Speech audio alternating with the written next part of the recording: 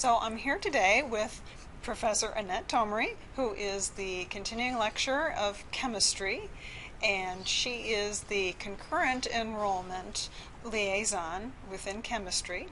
And we're going to take a look at her course and learn a little bit about some of the things that she's done to make the concurrent enrollment courses in chemistry better for the students that are taking them.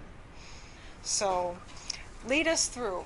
What kinds of things did you do in order to make this course better for your students? Well, this project actually began several years ago. It's got up and running this fall. Primarily our reasons for having issues is we wanted to make sure that the course that was being taught at the high school level was the same course that was being taught at the college level. And there is a lot of concern from the faculty members at the university level and at the high school level for that matter that there was a standardized curriculum. So what I've done is I've broken the semester down by units. And this is Unit 1, and this is what our college professors will be teaching for their first exam. So the Unit 1, Unit 2, Unit 3 reflects Exam 1, Exam 2, Exam 3. I've tried to make it as generalized as possible as far as how the folders are set up, because I don't want to say Chapter 1 is this, Chapter 2 is that, because not everybody's using the same textbook. Okay. But the same material will be in every textbook. Okay. So therefore, there's no reason to not have these topics. For instance, atoms, molecules, and the scientific method will be in every textbook you see in chemistry.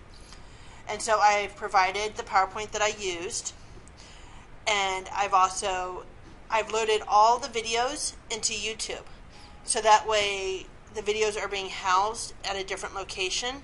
If you put it through Blackboard and link it and load it into Blackboard, you're going to run out of memory space in Blackboard extremely quickly. Mm-hmm. And so by loading them into YouTube, where I have unlimited amount of memory, I can then link it to Blackboard in this manner, so that way I'm using virtually no memory in Blackboard, and I can save that memory space for things like PowerPoints and documents, things like that, review materials, PDFs. 5 minutes of video takes an awful lot of memory space, storage space. Mm-hmm. You'll notice also the time frames are minimal. I try to stay under 20 minutes. That's always my goal. And I do this because when you're watching videos at home, sitting through an hour-long lecture, first of all, it's difficult to find an hour to stare at a computer screen. And second of all, you're going to lose your audience. Things happen and people don't want to sit through a 60-minute lecture. But if you make them 10, 15-minute lectures, then you have a very specific subject matter that if a student's having problem in this particular area, they can go to that particular video and watch 10 to 15 minutes. Whereas contrary to having to sit through 30 minutes to get to the part that you actually need help with. And so by breaking it down, that will help the students learn better.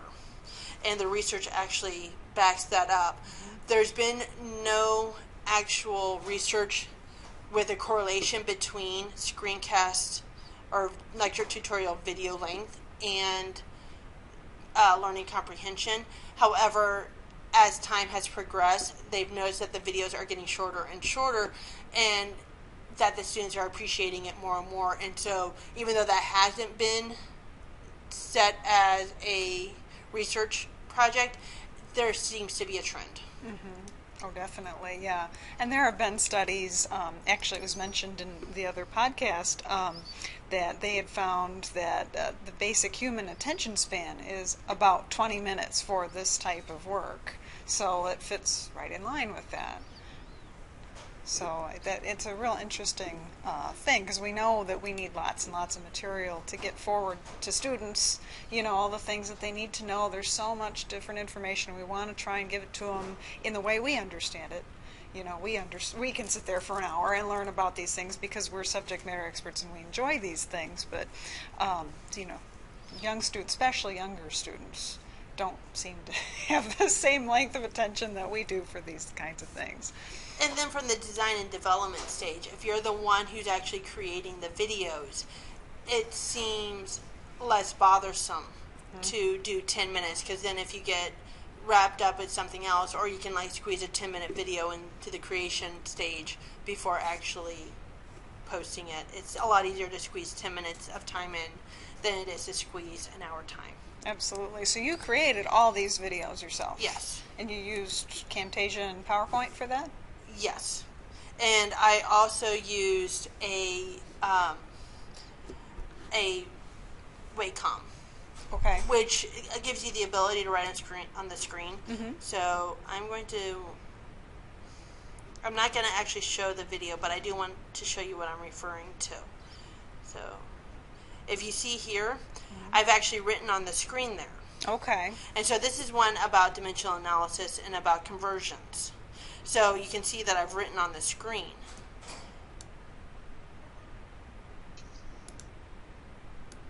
So as we go on, I can highlight different areas. Mm-hmm. And that's Wacom, W-A-C-O-M. Right, or some people call them bamboo tablets. Bamboo tablets, which are made by Wacom. Mm-hmm. Yeah, and they're available at Purdue Cal.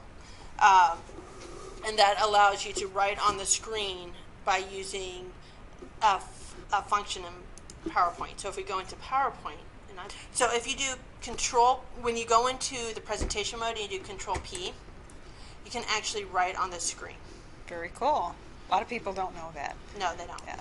And then you can still have controls by pushing the up and down button, but that Control P, when you're in the presentation mode, allows you to write on it. All right. So let's go back to this. So, have you gotten any feedback as far as how students are liking these tutorials? Are they using them a lot? Are the teachers using them? I've actually had the whole continuum. I have some teachers who are allowing the students to use this for supplemental purposes. Mm-hmm. And by doing it for supplemental purposes, if a student is having issues in a particular area, like you just saw the dimensional analysis video, they can go into dimensional analysis and watch that video on their own while they're doing their homework at night, like at 7 o'clock at night when the teacher isn't there to answer questions. They still have that as a resource to fall back on. Right. Then I have other teachers who are adding it little by little throughout the semester, because by their viewpoint, the colleges are going towards a more online setup.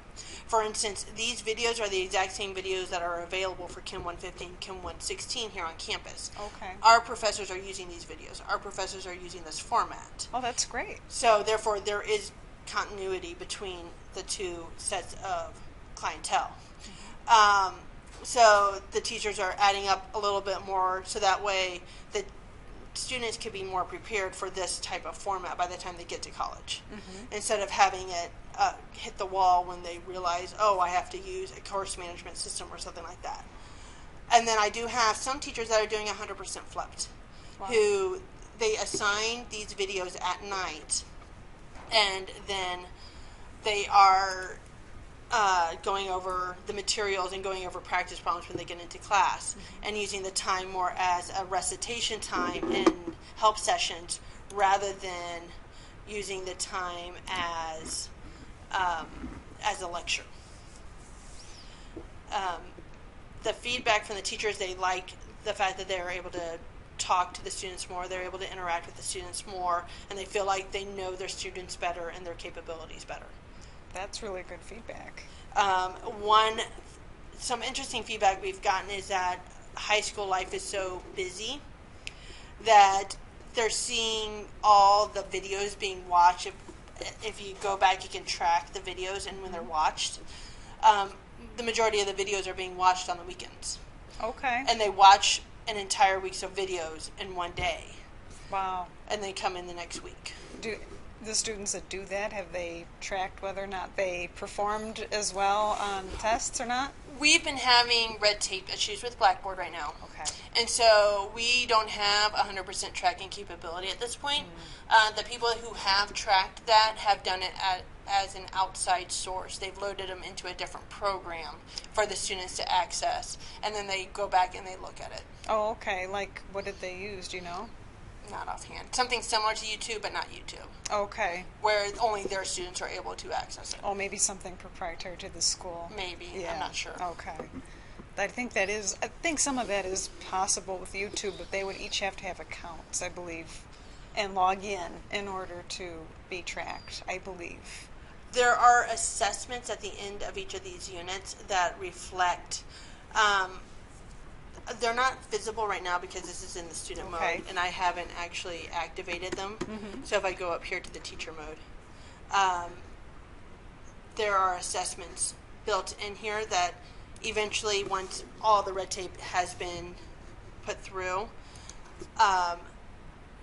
the students will have to actually take these quizzes, so that way we can see that there is equality between the high schools and the colleges.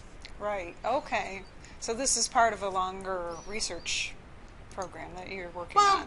It will be research too, but that's not the overarching goal. The overarching goal is that we want continuity.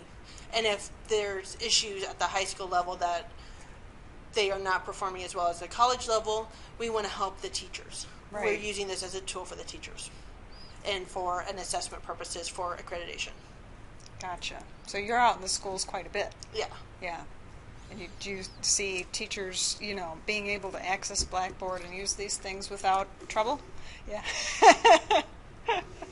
We've had some issues with Blackboard, but it's because of red tape issues, and we're hoping to work through them in the by the end of the year. That's really great.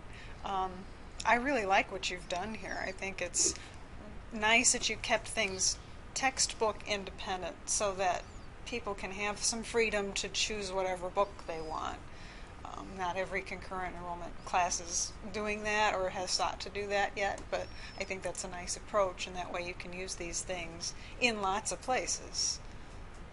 So do you have plans to do more courses or do other things with this stuff?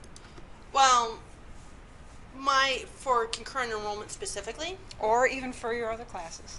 Well, I'm the tech person in my department, and so anytime anything needs to be created online, they come to me. So we're in the process of developing Chem 100 online, which would be an online course without a lab component. It would be just as a quick review from high school before they go into college chemistry. We've done this for 115 and 116. 119 is hybrid now, using the same model, and I assume that these will be growing entities. It's not a standalone. Once I walk away from this, I'm not walking away from it. I'm hoping to receive feedback from the teachers saying, for instance, my students are really having issues with for predicting products or for determining the molar mass conversions. Well, then I can go in, create a worksheet, and then create a tutorial video to correspond with that worksheet, so that way they have more practice, and also that way they can then match up. They don't have to have the teacher there all the time, and maybe help the rigor and the speed. And I'm also working with the biology department to do the same thing. That's wonderful. Do you have any advice for someone who's just getting started with this idea of lecture capture and they want to try it for themselves in their own courses? Take your time. Don't think that you're going to get it done over a weekend. What I find is the most effective manner of making the videos is if I plan a year in advance. So, for instance, if I teach a chemistry class and I know I want to make it an online class, I teach the class face-to-face as a normal lecture, and then I can reflect on what I just said, and it's fresh in my mind, and I can use those PowerPoints and then create the videos in the next day or two for that particular lecture. So that way I'm not trying to do an entire semester and review what I was teaching a year ago. I'm doing it right at the same time, and so it's fresh in my head, and I can actually remember, oh yeah, the students had problems with this area, so therefore I want to make sure to emphasize this in the video.